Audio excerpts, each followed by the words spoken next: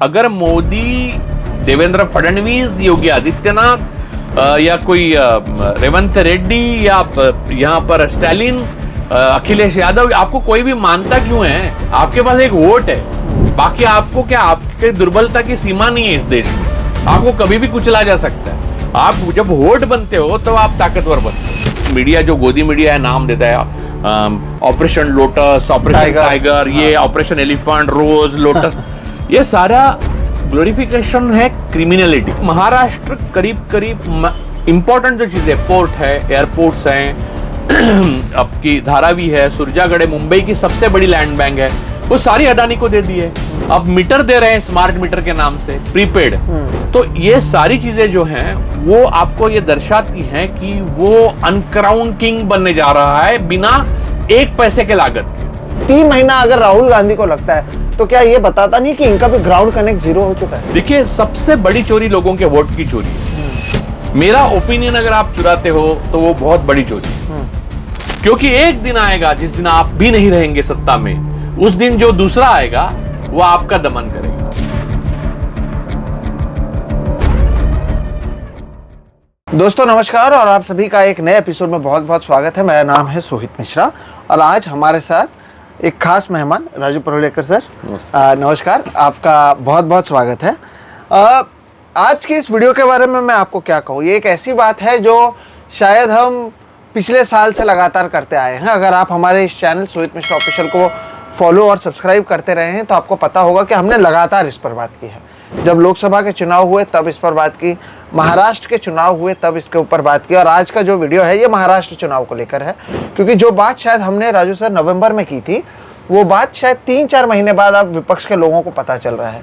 राहुल गांधी ने एक हफ्ते में 2 बार इस मुद्दे को उठाया, एक बार पार्लियामेंट के अंदर और एक बार पार्लियामेंट के बाहर एक प्रेस कॉन्फ्रेंस, जिसमें उनके साथ में सुप्रिया सुले और संजय राउत भी मौजूद थे। बात है महाराष्ट्र चुनाव के लेकर। और जब महाराष्ट्र चुनाव हुए भी नहीं थे तब राजू सर और हमने जब चर्चा की थी दर्शकों, तो हम इस कंक्लूजन पर पहुंचे थे कि बीजेपी किसी भी तरह से महाराष्ट्र चुनाव हार नहीं सकती, क्योंकि उनके कई करीबी जो दोस्त हैं उनके यहाँ पर प्रोजेक्ट्स चल रहे हैं, उनके यहाँ पर रीडेवलपमेंट का काम मिल रहा है, एयरपोर्ट, पोर्ट, सब कुछ मिल रहा है।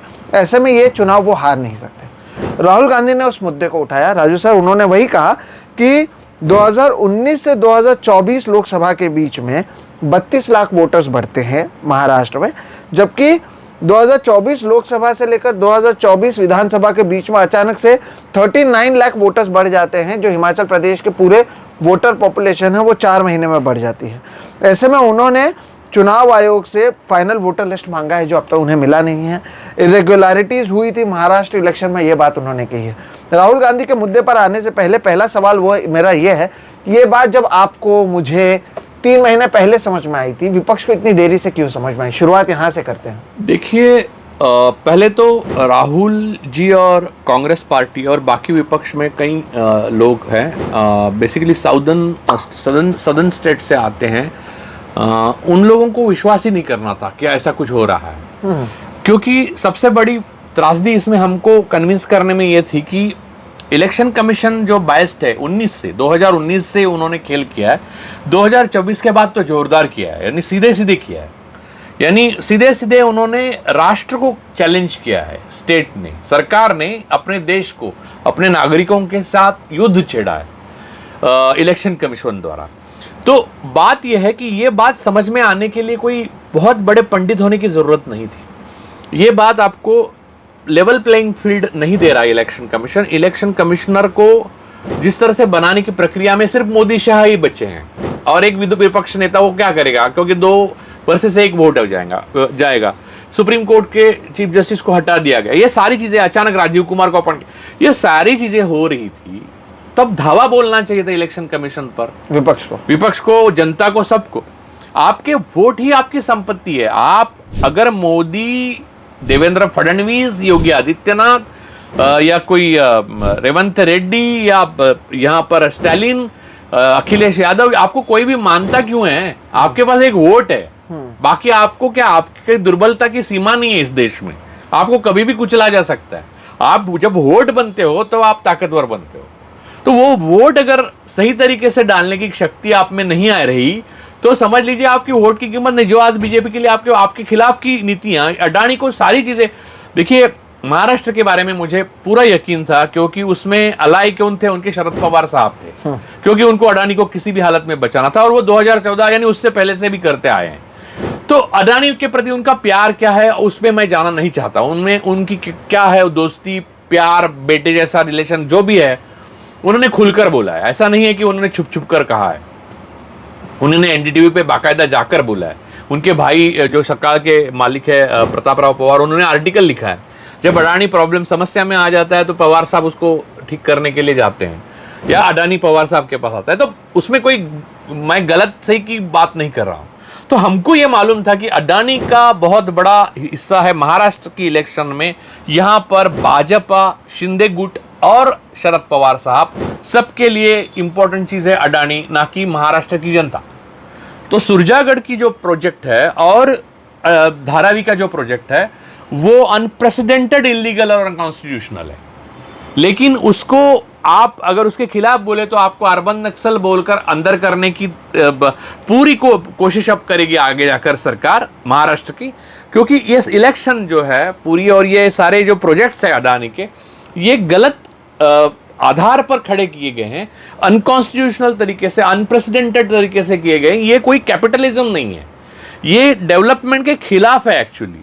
आपके पैसे लेकर आपकी पीएसयू जो है पब्लिक सेक्टर यूनिट, उसको अपना खुद खरीदना और वो अपना पर्सनल संपत्ति बनाना, ये देशद्रोह के खिलाफ, देशद्रोह से कम कुछ भी नहीं है।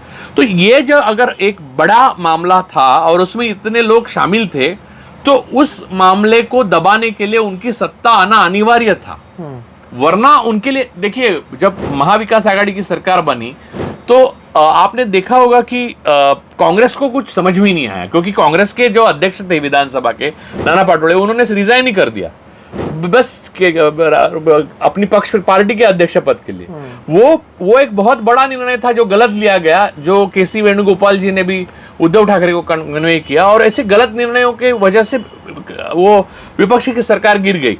लेकिन वो विपक्षी सरकार वाकई थी क्या? उसमें ही शिंदे साहब थे, उसमें ही पवार थे, और उसमें ही अनजाने लोग कांग्रेस के ऐसे भटके हुए जैसे आते हैं, जैसे रिजाइन करने वाली है, वो भी थे। तो बस उद्धव गुट छोड़ के बाकी सारे लोग जानते थे कि इसमें महाराष्ट्र की क्या क्षति होने वाली है, या उसके साझेदार थे, या उसका उससे हिस्सा मिल रहा था। तो मैं नहीं मानता कि बस दगा, अगर इसमें सबसे बड़ी जो प्रॉब्लम हुई है वो उद्धव उनके लिए प्रॉब्लम थी, बाधा थी। तो उद्धव ठाकरे ने सारे दोस्ती होने के बाद ये स्टैंड लिया कि जनता के आगे हम अडानी को नहीं मानते।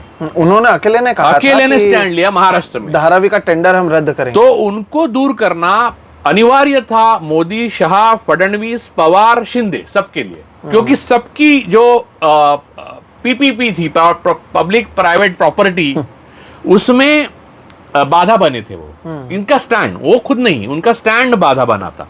तो महाविकास आघाड़ी की सरकार आज नहीं तो कल गिरानी ही थी, और गिरने के बाद हमें पता चला कि जुडिशरी का भी इसमें रोल है, क्योंकि जुडिशरी ने डिसीजन ही नहीं दिया, जबकि आपने सभापति के निर्णय को आपने अनकॉन्स्टिट्यूशनल माना, फिर भी उसी को कहा कि निर्णय ले लीजिए, और आपने ऐसा ही रखा मामले को, जो पक्ष पार्टी का जो दो फाड़ में बट गई शिवसेना, जिससे सरकार गिर गई। तो वो सारी चीजें एक के पीछे एक देखिए कि इतना बड़ा लागत के सिवा इतने लोगों को, यानी आप ये मीडिया जो गोदी मीडिया है नाम देता है, ऑपरेशन लोटस, ऑपरेशन टाइगर, ये ऑपरेशन एलिफेंट, रोज, लोटस, ये सारा ग्लोरिफिकेशन है क्रिमिनलिटी का। सही बात। आप मेरे वोट लेकर अगर शिंदे शिवसेना के सांसद बनेंगे तो शिंदे को 5 साल शिवसेना के साथ ही रहना है, क्योंकि मैंने शिवसेना को भी वोट दिए हैं, कुछ मैंने नहीं, कुछ लोगों ने पार्टी को वोट दिए, कुछ लोगों ने आपको वोट दिए हैं। तो आपने पार्टी के और आपके वोट अलग नहीं करने हैं ना, तो आपको जचे ना जचे, आपको उस पार्टी के साथ रहना चाहिए। ये लोगों के साथ आपकी पहली और आखिरी वफादारी है। जो नहीं करता है उसको, मुझे नहीं लगता, उसको पहले रिजाइन करना चाहिए और फिर से चुनाव लेने चाहिए। ये नैतिकता। अब नैतिकता तो आरएसएस के सामने मैं क्या बोलूं, खैर। तो ये बात जो है, ये मालूम होने के मुझे और आपको, हम लोग ने जो डिस्कशन किया उसमें हमको पता था कि कॉम्प्रोमाइज क्या क्या है। स्टेट कॉम्प्रोमाइज है, एग्जीक्यूटिव कॉम्प्रोमाइज है, मशीनरी ब्यूरोक्रेसी कॉम्प्रोमाइज्ड है, जुडिशरी कॉम्प्रोमाइज्ड है, election commission compromise, media compromise तो पहले ही हो चुका। मीडिया तो दास है, कॉम्प्रोमाइज नहीं है। तो ये होने के बाद आप किस आधार पर, देखिए आप राजा है और इतनी चीजें आपके हाथ में है जो कॉम्प्रोमाइज्ड है, तो आप मुझे जीतने देंगे, राजा बनने देंगे? क्यों? अगर डॉक्टर बाबा साहब आंबेडकर ने एक बात कही थी, देखिए आपका जो हक है ना, वो आपका अधिकार है, उसको छीनकर ही लेना पड़ता है, वो कोई लाकर घर पे नहीं देता। इसी पॉइंट पर मैं आपसे सवाल पूछना चाहता हूँ कि ये जो हक है छीन कर लेने की बात है, नतीजा है उसके अगले दिन हमने कहा कि महाराष्ट्र में ऐसा माहौल नहीं था। मुझे याद है उस समय मैंने संजय राउत का भी इंटरव्यू किया, उन्होंने भी कहा कहीं पर आप देख रहे हैं क्या कि कहीं पर जोश जल्लोश, कहीं पर सेलिब्रेशन हो रहा है, नहीं हो रहा है। लेकिन ठीक वही समय था जब विपक्ष ने कुछ नहीं किया, विपक्ष के लोग सड़कों पर नहीं आए। आपको याद होगा कि मार्कड़वाड़ी जो गांव है, वहां के लोगों ने कहा कि उनके विधायक जीतने के बावजूद उन्होंने कहा हमारे गांव में बीजेपी के लोग। वहां एक मजेदार बात हुई कि मार्कड़वाड़ी सब कर रही थी और वहां के जानकर साहब जो चुन कर आए थे वो भी उसके लिए तैयार थे। उन्होंने तो एफिडेविट बना लिया सारे लोगों का, एक किताब बनाई है। लेकिन पवार साहब ने उधर विजिट किया और वो सारे चुप हो गए। जानकर साहब भी बोलना बन हो गए, दिल्ली गए थे, बाद में क्या हुआ किसी को पता नहीं, वो रिजाइन करने के लिए भी तैयार थे। तो सुप्रिया जी जब राहुल गांधी और संजय राउत साथ बैठती हैं तो मुद्दा ये उठता है मेरे मन में कि फिर एक बार देखिए, मैं पर्सनल नहीं बोल रहा हूं, मैं एक पार्टी और स्ट्रेटेजी, आइडियोलॉजी और आपकी जो दिशाएं हैं उसके हिसाब से बोल रहा हूं, रिलेशन। तो आप एक ही साथ अडानी के साथ नहीं हो सकते और दूसरी साथ आप निष्पक्ष चुनाव की मांग नहीं कर सकते, क्योंकि वही व्यक्ति है जो आपकी जो सारी लोकतंत्र की समस्याएं हैं उसके लिए हम आपका ही धन इकट्ठा करके आपके खिलाफ लगा रहा है। तो आप ऐसे कैसे बोल सकते हैं कि ये करो वो करो? आप नहीं बोल सकते। तो मुझे ऐसा लगता है कि ये ढुलमुल रवैया जो अपना रहे हैं कांग्रेस और उद्धव गुट, उनको ये ढुलमुल रवैया अपनाना नहीं चाहिए।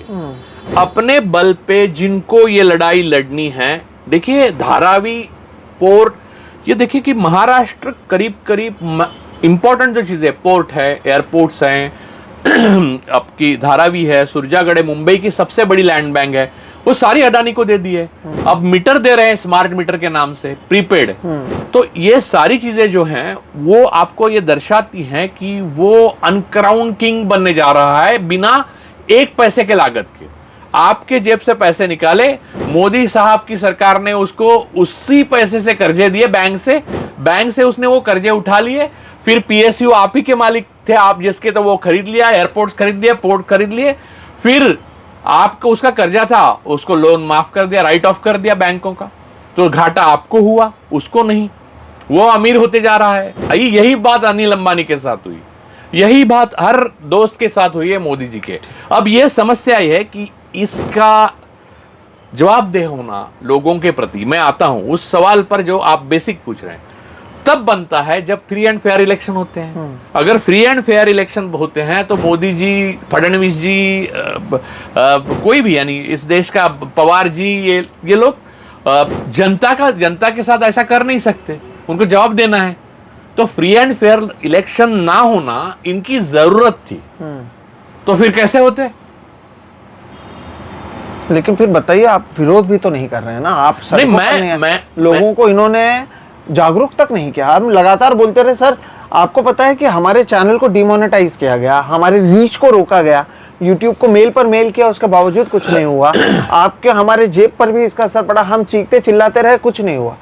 ये हारने के बाद भी अगर ये चुप है, इसके बावजूद 3 महीना अगर राहुल गांधी को लगता है, तो क्या ये बताता नहीं कि इनका भी ग्राउंड कनेक्ट जीरो हो चुका है? एक ग्राउंड कनेक्ट जीरो हो चुका है और वो नेता राहुल जी के इर्द गिर्द हावी है जो लोग एक्चुअल रियलिटी नहीं जानते। देखिए साउथ के केरला और तमिलनाडु से जो लोग आते हैं चुन के, उनकी प्रॉब्लम ये है कि वहां पर सरकार बीजेपी की नहीं है, तो मैनिपुलेशन की एक लिमिट है, उससे आगे मैनिपुलेट इलेक्शन नहीं हो सकते वहां, क्योंकि डीएम से लेके आरओ से लेके जो सारे लोग जो है इलेक्शन मशीनरी, वो सारी डीएमके के हाथ में, कम्युनिस्टों के हाथ में या साउथ की पार्टियों के हाथ में। तो वहां मैनिपुलेशन करने के लिए जगह बहुत कम बचती है, तो उनको लगता है कि यही फ्री एंड फेयर सब जगह हो रहा है। लेकिन मैं ये कांग्रेस के केरल के नेता जो समर्थन करते हैं, या तमिलनाडु के चिदम्बरम साहब समर्थन करते हैं कि नहीं नहीं ऐसा कुछ नहीं, ईवीएम में कुछ नहीं हो रहा है, उनको मैं चैलेंज करता हूं कि यूपी में आप सीट जीत के दिखाए, या जो जीती हुई यानी आपकी सेफ सीट देते हैं आपको ये लोग हरा के दिखाएंगे। तो बात यह है कि आप समझ नहीं रही है, इसका डायनामिक्स इतना कॉम्प्लिकेटेड है, और उसके लिए निरंतर देखिए जरूरत क्या है मैं बताता हूं, कांग्रेस के पास है क्या नहीं, उनके लीडरशिप की कम्युनिकेशन स्किल्स ही नहीं है। सो बायलैटरल कम्युनिकेशन, यानी आपको क्या कहना है वो आप आश्वस्त होने चाहिए कि आपको जो पहुंचाना है वो राहुल तक पहुंचा सके। आपको मालूम है आप पहुंचा सकते हैं राहुल को, बताइए। नहीं, राहुल जी को नहीं पहुंचा सकते ना, तो राहुल जी छोड़िए, तो कोई और प्रियंका जी को पहुंचा सकते हैं, नहीं तो फैमिली तक नहीं पहुंचा सकते, तो कांग्रेस के आलाकमान खड़गे जी को अब किसको बताएं, यानी और आपको ये नहीं मालूम कि किसको बताने से कॉन्सिक्वेंसेस उसके फल आ जाएंगे, उसका रिटर्न आ जाएगा, यानी उसके ऊपर कार्रवाई होगी या उसके परिणाम आ जाएंगे। और जो लड़ने वाली यूट्यूबर्स है, पत्रकार है, सिविल सोसाइटीज है, आपको मैं बताता हूं एडीआर है और वोट फॉर डेमोक्रेसी, इतने बड़े उन्होंने हर इलेक्शन के बाद, लोकसभा इलेक्शन के बाद, महाराष्ट्र इलेक्शन के बाद, हरियाणा इलेक्शन के बाद पूरा डॉक्यूमेंट बनाया कि ये फेक है इलेक्शन, तो किसी ने पढ़ा ही नहीं यार, इसके ऊपर कोई चैलेंज ही नहीं कर रहा है इलेक्शन कमीशन को। और देखिए ये लोग उनको दमन कर रही है, बीजेपी आरएसएस उनको अर्बन नक्सल ठहरा रही है, और कांग्रेस और विपक्ष शांति से देख रहा है, एक एक अंदर जा रहा है, एक एक आदमी। देखिए अब उमर खलीद से लेकर रुपेश कुमार तक जो अंदर है वो अपनी अमीरी के लिए है क्या? अडानी की तरह उन्होंने कोई देश के साथ कोई बड़ा वो किया है क्या? हेराफेरी की है? कोई पोर्ट एयरपोर्ट उनके पास नहीं।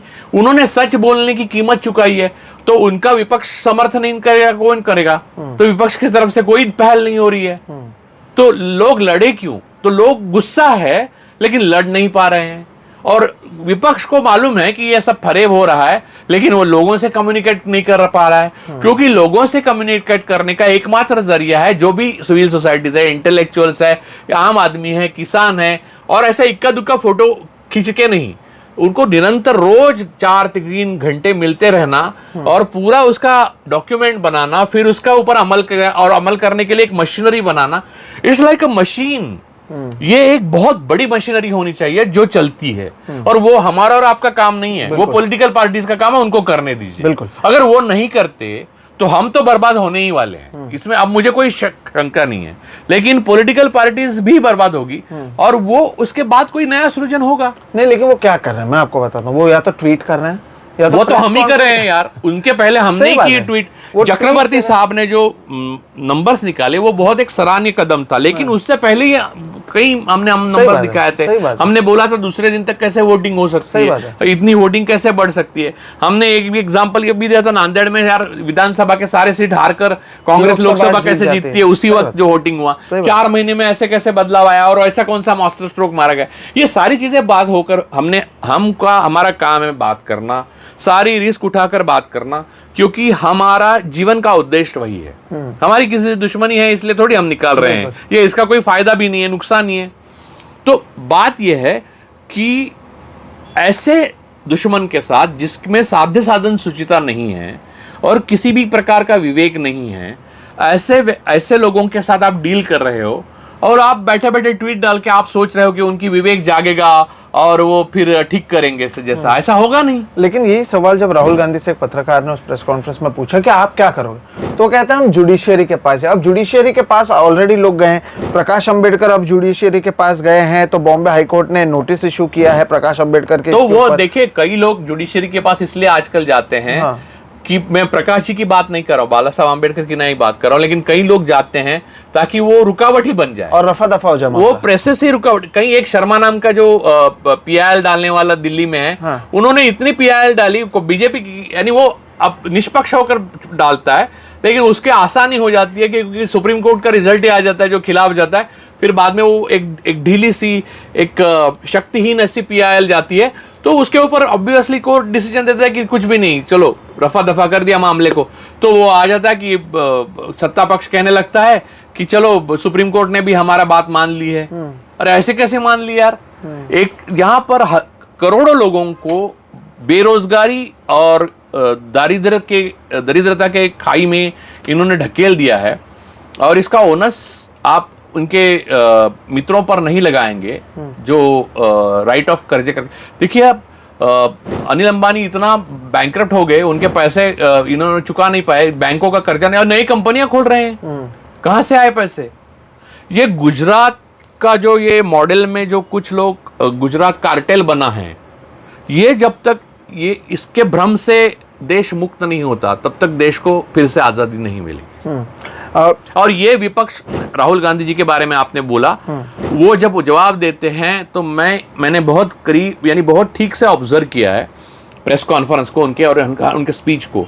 उनको समस्या पता चली है, वही एक है जिनको अच्छी तरह से समस्या पता चली है वो। लेकिन समस्या पता चलना समस्या का आधा समाधान होता है, लेकिन आधा समाधान समस्या का समाधान होता है, वो नहीं उनको मालूम, और वो उनको जनता से ही मिलेगा।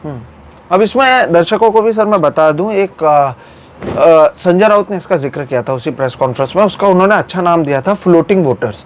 उन्होंने कहा लगभग 39 लाख फ्लोटिंग वोटर्स है। और मेरे कुछ सूत्र हैं जिन्होंने मुझे जानकारी दी, मैं आपको जो जानकारी मुझे मिली, जैसे बहुत सारे लोग मुंबई में हैं, थाने में हैं, महाराष्ट्र के कई जगहों पर, वो सालों से इधर रहते हैं।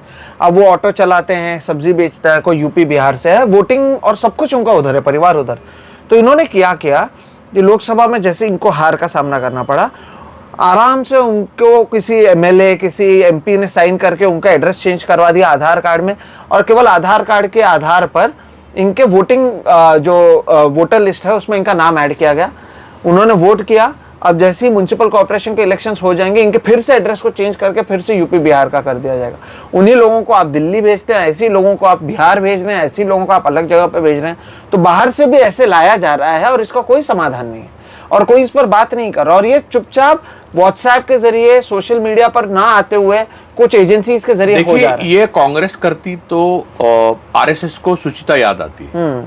आरएसएस के जो पंडित बैठे हुए हैं, पुरोहित, वो सारे बोलने लगते कि देखिए क्या कर रहे हैं कांग्रेस वाले, अपना वो कर रहे हैं, जनता का वोट। ये आरएसएस को साध्य साधन सुचिता तब मालूम पड़ती है जब उनका दमन होता है, जब दूसरा सत्ता में आता है या लोकतंत्र होता है। आरएसएस की पुरोहितवाद जब सत्ता में आता है तब उनको लगता है कि सब कुछ माफ है।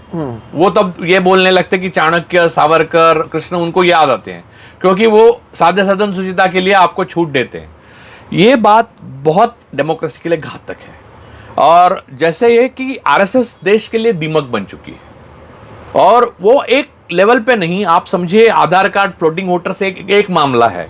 नफरत का बीज जो बोया जा रहा है उत्तर से दक्षिण तक हिंदुस्तान में। आप धर्म किस धर्म का पालन करते हो आपके निजी प्रॉब्लम है। आप करते भी हो या नहीं करते हो वो भी आपका निजी प्रॉब्लम है। आप क्या खाते हो क्या नहीं खाते हो आपका निजी प्रॉब्लम है।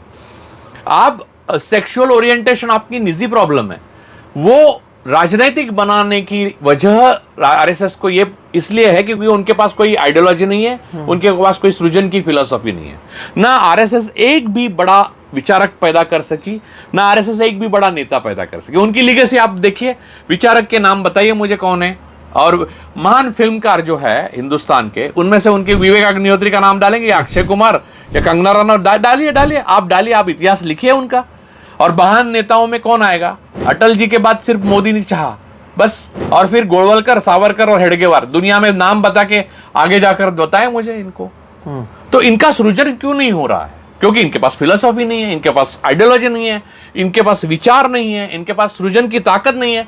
ये वो चाहते हैं कि इस देश को नफरत की आग में डाल दें और अपनी रोटियां सेक दें। ऐसा तो आप देखिए, आप अपने ही घर को जला के उस पर रोटियां कितना दिन सेकोगे ना। ये देशद्रोह है। तो आप जिस देश में के हो, आप देशभक्त अगर हो, तो आपको भी ये सारी जो चुनाव प्रक्रिया है उसको फ्री एंड फेयर बनाना चाहिए। क्योंकि एक दिन आएगा जिस दिन आप भी नहीं रहेंगे सत्ता में, उस दिन जो दूसरा आएगा वो आपका दमन करेगा। और तब मत कहना कि हमने कहा नहीं था। हमारा काम है कहना, करना, वरना तो आप करिए नहीं करिए, हम बर्बाद हो जाएंगे, आबाद हो जाएंगे।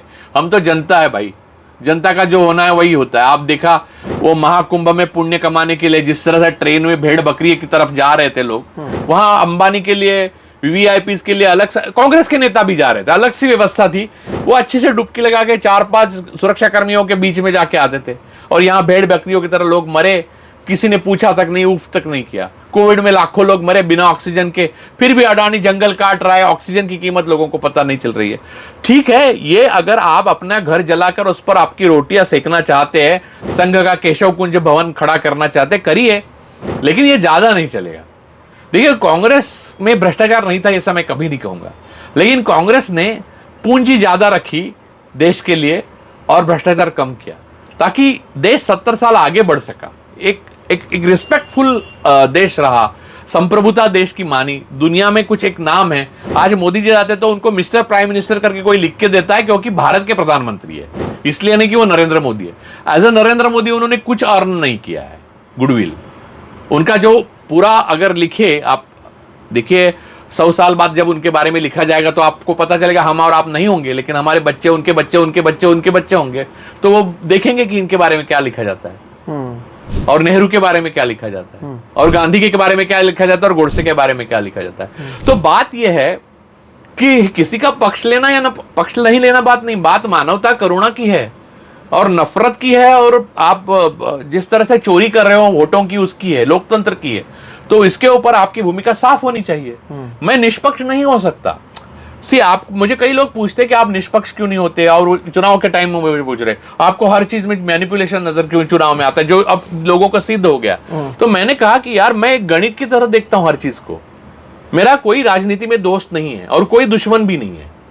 मैं हर चीज को एक देखता हूं, लेकिन उसमें मैं इतना ही देखता हूं कि कंपैशन और एम्पैथी लोगों के लिए, अनुशासन और लोकतंत्र है कि नहीं। ये सारी चीजें बर्बाद हो रही है, इसका मतलब कुछ तो गड़बड़ है, और वो उसके आपके रूट्स तक, जड़ तक जाना चाहिए। तो जड़ तक हम गए तो चुनाव से शुरुआत होती है। लेकिन अब इसके आगे होता यह है कि चुनाव आयोग कहता है हम लिखकर सारी जानकारी देंगे, इसमें कोई भी गड़बड़ नहीं है। चुनाव आयोग होता कौन है? चुनाव आयोग जवाबदेह लोगों को है। देखिए, वी द सॉवरेन पीपल, हमने अपने संविधान को, अपने आप को अर्पण किया है। बस इस जागरूकता को इस संविधान की किताब दिखा दिखा कर नहीं होगा, आपको समझना है। देखिए, लोगों की एक भाषा होती है, आपके देश के लोगों की एक भाषा होती है। भाषा हिंदी इंग्लिश नहीं होती, एक लोगों की भाषा होती है। उस भाषा में आप, जब तक आपका मुख्य नेता बात नहीं करेगा लोगों से और उनकी सुन नहीं लेगा, अपनी नहीं हाँकना चाहिए, आप उनकी सुन भी नहीं लेगा, तब तक आप ताकत नहीं बन सकते। आपकी ताकत जनता है। अब सत्ता में जो है उनकी ताकत जनता नहीं है, उनकी ताकत अब मशीनरी है, ब्यूरोक्रेसी है, पुलिस है, मिलिट्री है, चुनाव आयोग है, जुडिशरी है। अब उसमें उनकी ताकत है, उनको अब जनता की जरूरत नहीं, क्योंकि अगर लोकतंत्र से उनको चुन के ही नहीं आना है तो बात ही उन्होंने तय की है कि उन्होंने अलग तरीके से जाना है, उनके रास्ते बदल गए। अगर आपको अपने रास्ते से फिर से सत्ता में आना है और वो लोकतंत्र को बहाल करना है इस देश में, तो आपको अधिकार को छीनना पड़ेगा, और छीनने के लिए आपको चुनाव आयोग पर विपक्ष को पूरी तरह से सख्ती से जनता के साथ लेकर पूरी तरह से निष्पक्ष और ट्रांसपेरेंट बनाना ही चाहिए। लेकिन ऐसा ना ही उनका कोई विजन दिख रहा है सर, और ना ही उनके पास ऐसा कोई प्लान दिख रहा है कि वो कर सके। केवल प्रेस कॉन्फ्रेंस करना, आप ट्वीट कर रहे हैं, आप प्रेस कॉन्फ्रेंस कर रहे हैं, और आप पार्लियामेंट में वो चीज बोल रहे हैं जो आप, हमारे पास कोई संसाधन नहीं है, कोई पार्टी नहीं है, कोई बैकअप नहीं है। अगर हम ये बात 3 महीने पहले बोल पाए हैं और आप अभी कह रहे हैं, तो इसका क्या फर्क पड़ता है? 1 मिनट सोहित, मैं एक उठ के वह एक किताब निकालूं? जी बिल्कुल, बिल्कुल, बिल्कुल। बस एक किताब निकालता हूं। जी बिल्कुल। अचानक मुझे याद आया,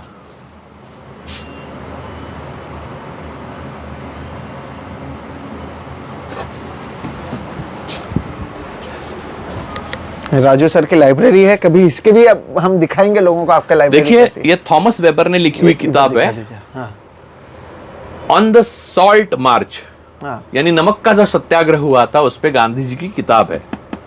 ये जो किताब है ना, इतनी बड़ी किताब, देखिए 664 पन्ने की किताब है, और उसमें गांधी जी ने जो भी किया उस टाइम में उसका सारा ब्यौरा है, और डिटेल किताब है, फोटोग्राफ से देखिए आप, आज भी है ना। ये किताब भी कांग्रेस वाले पढ़ लेना तो ट्वीट और प्रेस कॉन्फ्रेंस बंद करके जो आंदोलन करना चाहिए वो कर लेंगे।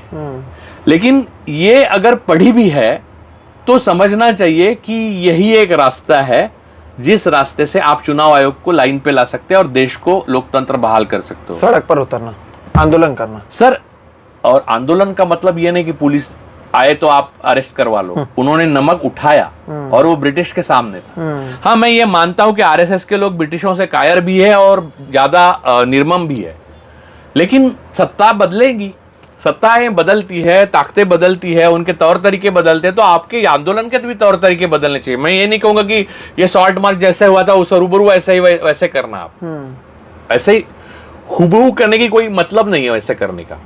लेकिन आपको चुनाव आयोग को जब तक लाइन पे नहीं लाते, चुनाव की प्रक्रिया को लाइन पे नहीं लाते, तब तक, और चुनाव को मैनिपुलेट और हैक करने के 5 तरीके हैं। ईवीएम का वीवीपैट मशीन और कंट्रोल यूनिट एक तरीका है, सिर्फ वीवीपैट और ईवीएम नहीं, लेकिन ईवीएम एक बड़ा तरीका है। दूसरा तरीका है ये वोटर को वो बनाना, दूसरा वोटर लिस्ट को कट करना, तीसरा वोटर को पहुंचने ही नहीं देना, और सारे 2 तरीके हैं। और वो चुनाव आयोग जिस तरह से करता है और नंबर्स देने में क्या, देखिए 1952 से लेके आज तक नंबर्स उसी शाम को देते आए हैं चुनाव आयोग। 2014 तक ये सब ठीक चल रहा था, जब टेक्नोलॉजी नहीं थी तब ठीक चला, कागज पे चलता तो तब भी ठीक चला। आज कैसे कैसे तो राजीव कुमार को समस्या हो गई। ये देशद्रोह है। इनके ऊपर एक्चुअली न्यूरेमबर्ग जैसी ट्रायल चलनी चाहिए, इनके संपत्ति को कुर्क करना चाहिए, क्योंकि इन्होंने पूरे हमारे वोट को लूट। देखिए, सबसे बड़ी चोरी लोगों के वोट की चोरी है। मेरा ओपिनियन, अगर आप चुराते हो तो वो बहुत बड़ी चोरी है। लेकिन मैं आपको बताता हूँ और बहुत ईमानदारी से बताता हूँ, जिस दिन महाराष्ट्र चुनाव के नतीजे आए थे, उस दिन केरल में जो प्रियंका गांधी चुनाव लड़ रही थी उसके भी नतीजे आए। कांग्रेस वालों ने उसका जश्न मनाया, मनाना चाहिए। जब प्रियंका गांधी से पूछा गया कि महाराष्ट्र में आप लोगों की हार हुई, जबकि लोकसभा में कांग्रेस सबसे बड़ी पार्टी के तौर पर उभरी थी और महाराष्ट्र में पूरा माहौल जो है वो दिखाई दे रहा था, तो उन्होंने कहा हार जीत तो लगी रहती है। ये एक जो शब्द था, हार जीत तो लगी रहती है, जो मुस्कुराते हुए उन्होंने कहा, वो दर्शाता है इनकी सीरियसनेस कितनी है। यानी एक सीट अगर एक राज्य से ज्यादा महत्वपूर्ण हो जाता है तो इसको किस तरीके से देखे, तो इनसे क्या एक्सपेक्ट कर सकते हैं, ये तो एक सवाल है ना। देखिए, ये जो आपने जो वाकया बताया, उससे प्रियंका गांधी जी पर मैं कोई निष्कर्ष नहीं निकाल सकता। इसमें एक बात स्पष्ट रूप से दिखाई देती है, और वो निष्कर्ष मैं निकालता हूँ। वो ये है कि जब हार जीत होती रहती है, ये सही है, जवाब में गलती नहीं है, प्रॉब्लम ये है कम्युनिकेशन में प्रॉब्लम है। क्योंकि ये कम्युनिकेट नहीं हुआ है कि चोरी हुए है इलेक्शन, और ये समझ आना उसी वक्त, और उसका रिपरकशन जो होगा, उसका जो रिएक्शन देना है वो देना, ये सिर्फ कम्युनिकेशन गैप का लक्षण है। उससे उनके नेतृत्व का आकलन नहीं किया जा सकता। नेतृत्व हो सकता है बहुत अच्छी तरह से वो कर रही हैं, लेकिन ये कम्युनिकेशन, वो मैं हमेशा कह रहा हूँ, बायलैटरल कम्युनिकेशन कुछ भी नहीं है कांग्रेस ना या विपक्ष में। और सब अपने अपने एक तरह से फ्यूडल लॉर्ड्स बन चुके हैं, और उनकी एक्सेसिबिलिटी, अप्रोचेबिलिटी और रिप्रेजेंटेशन लोगों का जीरो है उनके पास। उनके अपने कार्यकर्ता, उनके अपने नेता भी नहीं मिल सकते, बात नहीं कर सकते, बात नहीं रख सकते। तो सिविल सोसाइटी, इंटेलेक्चुअल्स और बाकी जो जनता है, किसान, वो इक्का दुक्का छोड़ के कोई नहीं पहुंचता। और उस पर ध्यान देना, उसको एक मशीनरी के रूप में बदलना। जनता एक भाप की तरह है, उस पर इंजन चलाना है ना आपको, तो एक मशीनरी क्रिएट करनी पड़ती है। जनता अपने आप इंजन नहीं चलाती, जनता सिर्फ भाप है। भाप का इंजन जो चलाते हैं ना, तो उनको मालूम है वो भाप को एक इंजन की जरूरत है ना, तो वो इंजन नहीं बनेंगे आप, तब तक वो चलाएगी नहीं जनता। जिस दिन बनेगी उस दिन जनता आपको रफ्तार से दौड़ाएगी। लेकिन ये समझने के लिए एक बहुत अच्छा कम्युनिकेशन पैटर्न की जरूरत है, और वो ना होने की वजह से इलेक्शन चोरी पे चोरी किए जा रहे हैं, और सब लोग ट्वीट डाल रहे हैं, हम भी ट्वीट डाल रहे हैं, विपक्ष भी ट्वीट डाल रहे हैं, हम भी प्रेस कॉन्फ्रेंस ले सकते हैं, वो भी प्रेस कॉन्फ्रेंस, तो हम लोग भी ये कर रहे हैं, वो भी वो कर रहे हैं। हम जल्दी कर रहे हैं हम पहले कर रहे हैं, वो बाद में कर रहे हैं, बस इतना ही फर्क है। तो इसमें मुझे लगता है कि बर्बादी के सिवा कुछ नहीं है, लोकतंत्र की बर्बाद हो रहा है। लेकिन अगर मुझे लगता है कि महाराष्ट्र की, क्योंकि हम बात कर रहे हैं, अगर किसी का सबसे ज्यादा नुकसान हुआ है महाराष्ट्र में पॉलिटिकली देखा जाए, तो केवल उद्धव ठाकरे का हुआ है। अब देखिए क्या क्या हुआ। उद्धव ठाकरे ने सबसे पहले और अकेले स्टैंड लिया था कि अगर सरकार बनती है, क्योंकि उनका चेहरा भी था, तो धारावी का जो टेंडर है वो हटा दिया जाएगा। उनकी पार्टी तोड़ी गई, दूसरी पार्टी इतनी जीतती है। उसके बाद ऑपरेशन टाइगर क्या क्या शुरू किया गया। अब जो एक राजन सालवी जो चुनाव हार गए थे वो गए, ये कहा जा रहा है और लोगों को लिया जाएगा। उसके बावजूद वो आरएसएस पर भी कमेंट कर रहे हैं। मुझे लगता है कि महाराष्ट्र में उद्धव ठाकरे चाहते तो सबसे कम डैमेज कर सकते थे अपने आप को, क्योंकि उनके वैसे भी रिश्ते थे बीजेपी के साथ, नरेंद्र मोदी के साथ, इसके बावजूद अदानी के साथ भी। लेकिन अगर इसका बावजूद वो खुलकर बोल रहे थे तो उनके ऊपर ही इसका सबसे ज़्यादा इम्पैक्ट पड़ा। वो भी पहले से बोल रहे थे, इस मुद्दे को लगातार उठा रहे हैं, हालांकि ज़मीन पर उनके लोग भी नज़र नहीं आ रहे हैं, लेकिन उन पर सबसे ज़्यादा इम्पैक्ट पड़ा, ये आप मानते हैं इस पूरे? मैं मानता हूँ। आपको मैं एक बात बताता हूँ और मज़ेदार बात बताता हूँ, और ये बात अब हम देखेंगे नहीं, लेकिन लोग देखेंगे, जो आने वाली पीढ़ियां हैं। इस छोटी सी हिम्मत के लिए उद्धव ठाकरे को इतिहास में जो याद किया जाएगा, वो पूरी अपनी 60 साल की जो राजनीतिक जीवन है उसके लिए भी पवार साहब को नहीं याद किया जाएगा। ये छोटी सी चीज़ के लिए जो उद्धव साहब के पिता थे बाला साहब, और पवार साहब उनके साथ भी शुरू किया राजनीति। 60 साल इन्होंने राजनीति चलाई, लेकिन उनको इतना याद नहीं किया जाएगा जितनी इतनी बहादुरी के लिए उद्धव को इतना याद किया जाएगा, अगर वो उसी स्टैंड पे अटल रहे तो। पवार साहब की आपने बात की, पवार साहब ने अभी एकनाथ शिंदे का सम्मान भी किया, जबकि देखिए ये पवार साहब को रिटायर होना चाहिए मुझे लगता है अब, क्योंकि इससे ज़्यादा वो कुछ कॉम्प्रोमाइजेस करें, उससे पहले वो तटस्थ हो जाए, वो भी काफ़ी है उनकी प्लेइंग इनिंग के लिए। उन्होंने वेल प्लेड इनिंग रहेगी उनकी ये, हालांकि ये तो नहीं, आप नहीं कह सकेंगे कि ये आखिरी पड़ाव पे जो भी कॉम्प्रोमाइजेस हुए, क्योंकि देखिए जैसे उद्धव ठाकरे का सबसे ज़्यादा नुकसान हुआ, वैसे सबसे ज़्यादा पवार साहब के खेमे में क्या हुआ। देखिए उनका कुछ नुकसान नहीं, वो खुद एमपीज हैं, बेटी एमपी हैं, उनकी बहू जो एमपी नहीं थी वो एमपी बनी, दूसरा जो रोहित थे वो एमपी बने, एमएलए बने, फिर अजित दादा बने, अजित दादा उप मुख्यमंत्री बने, और तो पवार फैमिली और पार्टी और पटेल साहब वो प्रफुल्ल पटेल पूरे एमपी बने, सुनील तटकर है, तो उनका नुकसान ही नहीं है कहीं। देखिए अब उनके 2 फाड़ होने के बाद वो इतना ज्यादा सीरियस भी नहीं। उद्धव जैसे तिलमिलाते हैं अपनी पार्टी के टूट से, वैसे पवार साहब कहाँ थे? सही बात, अजित पवार के साथ भी वो मंच साझा करते हैं। नहीं, और लोग गोदी मीडिया उनको प्रैक्टिकल लीडर, अरे प्रैक्टिकल क्या होता है? प्रैक्टिकल वो है आप जनता के ट्रस्टी हो, पहली बात तो प्रैक्टिकल ये है। ये दूसरी बात ये है कि आप अडानी के ड्राइवर नहीं हो, आप जनता के ट्रस्टी हो। ये बात आपको समझनी चाहिए। एक दिन जनता आपको समझाएगी, तब बहुत देर हो चुकी होगी। तो आपको यह समझना चाहिए कि आप व्यक्तिगत जो महत्वाकांक्षा है, ईर्ष्या है, वो सब होनी चाहिए, और बिना उसके कोई नेता नहीं बनता। लेकिन उसके बावजूद आपकी प्रतिबद्धता जो है जनता के साथ है, और वो इस छोटे पीरियड के लिए उद्धव ने दिखाई, कोविड के टाइम में भी दिखाई, उसके लिए उनको इतिहास में एक अलग जगह रहेगी, और लोगों के मन में भी उनके लिए अलग जगह रहेगी। हालांकि उनमें इतनी हिम्मत रही कि उन्होंने आरएसएस को दीमक कहा, जो उनके फादर नहीं कह सके। उनके ग्रैंडफादर ने कहा था, उनके दादा ने कहा था, लिखा था, जो आरएसएस के बारे में नहीं, उन्होंने ब्राह्मणवाद के ऊपर ही लिखा था पूरा। तो वो उद्धव ने एक स्पीच में बोला है कि आरएसएस एक दीमक है।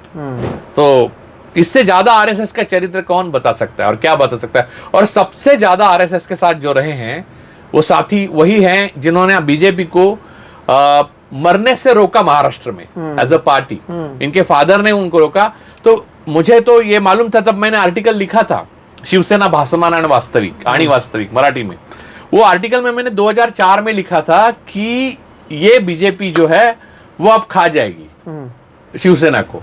तब लोग मुझे हंसे थे, इतना ही नहीं, बाला साहब को गुस्सा आया था। अच्छा, हाँ, लेकिन ऐसा नहीं कि बहुत ज्यादा गुस्सा तो नहीं आया था, वो मुझ पर इतना कभी गुस्सा नहीं किए ज्यादा, लेकिन उनको गुस्सा आया था। उनको वो उन्होंने एक आर्टिकल ऐसे लिखा था, उसके बाद तो उन्होंने मुझे लिखा था, उन्होंने मुझे फोन करके बोला था कि तुम्हारी जितनी उम्र है उससे ज्यादा मैंने संगठन चलाया है। तो मैंने कहा देखिए बाला साहब, आपने तो चलाया है, आप नेता भी हो, मुझे नहीं मालूम कि क्या, लेकिन मैंने जो लिखा है उससे मैं 100% कन्विंस्ड हूँ, और आगे जाकर वही होगा। तो उन्होंने जय महाराष्ट्र करके फोन रख दिया। यही टाइम था शाम का। तो बात ये है, वो खैर वो पर्सनल छोड़िए, लेकिन बात ये है कि ये जो बीजेपी को ये ले आए आज, क्या है, उनके खुद के घर को उन्होंने तोड़ा, पूरी तरह से बर्बाद कर दिया उनके घर को। जो अमित भाई को पनाह दी थी जब किसी ने नहीं दी थी, तब बाला साहब ने, उसी के बेटे को अमित भाई ने बर्बाद कर दिया। ये आरएसएस का चरित्र है। आरएसएस इसी तरह से काम करती है। आरएसएस में कोई सुरक्षित नहीं है। आपको लगता है फडणवीस सुरक्षित है? नहीं है। हर कोई व्यक्ति कोई है नहीं वहां पर। इंसान को इंसान नहीं मानते, फडणवीस वो को वस्तु मुख्यमंत्री बनाया ही गया था। देखिए आरएसएस में किसी भी व्यक्ति को, इवन सरसंघ चालक को भी वस्तु मानते हैं। आपकी यूटिलिटी तो आपको वहां ले जाती है, यूटिलिटी ना हो तो आपका अडवाणी बनता है। आप याद रखिएगा, मुरली मनोहर जोशी और अडवाणी कम नेता नहीं थे। उनको आरएसएस की रचना ऐसी है कि वो दिमक की तरह काम करती है, वो सृजन नहीं कर सकते, वो खोखला बनाते हैं, चाहे देश को हो, संगठन को।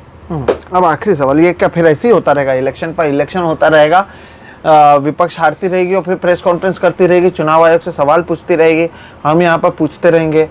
क्या उनके पास अब तो कोई विजन है? और हमें कोई फर्क नहीं पड़ता कौन जीते कौन हारे, जब तक वो डेमोक्रेटिक तरीके से हो रहा है। जैसे ही वो डेमोक्रेटिक नहीं होता है, वहीं पर प्रॉब्लम की शुरुआत होती है, इसलिए आप और हम बात करते हैं। तो ये ऐसे ही चलता रहेगा, क्योंकि ये ट्वीट ही कर रहे हैं, प्रेस कॉन्फ्रेंस ही कर रहे हैं, आपने किताब की बात की, किताब दिखाया, हो रहा तो कुछ नहीं है, ये तो सच्चाई है। देखिए, नेता जनता को अपने साथ लेके आता है, वैसे जनता भी नेता को खड़ा करती है, नेता बनाती है। जब आपको लगता है कि जो अब नेता है सारे वो काम नहीं आ रहे हैं और जो सत्ता में है उनके पास साधे साधन सूचिता नहीं है, बर्बर है और फैसिस्ट है, तो जनता से नेता उठते हैं। जैसे आप समझ लीजिए कि जनता में वो ऊर्जा है जो एक पॉइंट आता है जब खुद भाप भी बनती है और इंजन भी, तो वो होगा। मुझे नहीं पता कि वो मैं देख पाऊंगा नहीं पाऊंगा, लेकिन वो होगा जरूर। बिल्कुल, हम उम्मीद करते हैं कि जो सच्चाई है दर्शकों वो सामने आए। जैसे कि मैंने कहा, डेमोक्रेटिक प्रोसेस का फॉलो किया जाए, जो ये सवाल है उसके जवाब मिले, अचानक से लाखों वोटर्स कैसे बढ़ते हैं वो जवाब मिले। और सबसे बड़ा सवाल विपक्ष से ये है कि ग्राउंड कनेक्ट आपकी कमी होने की वजह से आपको 3 महीने से ज़्यादा का समय क्यों लग गया है ऐसी बात को समझने के लिए, जैसे हमारे जैसे लोग, सबसे कम संसाधन वाले शायद हम लोग होंगे, वो 1 दिन के बाद समझ पा रहे हैं। तो ये एक बहुत बड़ा सवाल है जो अब भी बरकरार है। लेकिन क्या इसका समाधान विपक्ष के पास है? क्या विपक्ष के पास इससे संबंधित कोई प्लान मौजूद है? ये तमाम सवाल हैं जो अब भी मौजूद हैं और शायद आगे भी रहेंगे। तो इसका कैसे समाधान निकलेगा ये समय ही बताएगा। लेकिन राजू से बहुत बहुत शुक्रिया, थैंक यू। हम बात करते आए हैं और दर्शकों अगर आपको ऐसी बातें पसंद है तो हम लगातार करते भी आ रहे हैं। तमाम हम एपिसोड इस पर कर रहे हैं इस उम्मीद के साथ कि आप ना केवल सुन रहे हैं बल्कि इसे समझ रहे हैं और अपने आसपास भी इसे पहुंचा रहे हैं। तो अगर आपको ये वीडियो पसंद आता है तो ना केवल इसे लाइक करें, इसे ज़्यादा से ज़्यादा लोगों तक शेयर करें ताकि उनके पास भी ऐसी जानकारी पहुंचे। साथ ही साथ अगर आपने अब तक मेरे इस चैनल सोहित मिश्रा ऑफिशियल को सब्सक्राइब नहीं किया है तो वो भी कर लें, बेल आइकॉन भी दबाएं ताकि जब भी हम कोई वीडियो करें इसकी जानकारी आप तक पहुंचे। फिलहाल इस वीडियो में इतना ही। वीडियो कैसा लगा ये कमेंट सेक्शन में ज़रूर बताइएगा, हमें आपके कमेंट्स का इंतज़ार रहेगा। फिलहाल इतना ही, फिर हम राजू सर से बात करेंगे, चर्चा करेंगे कोई अलग टॉपिक के लिए। तब तक के लिए हम दोनों की तरफ से राजू सर नमस्कार।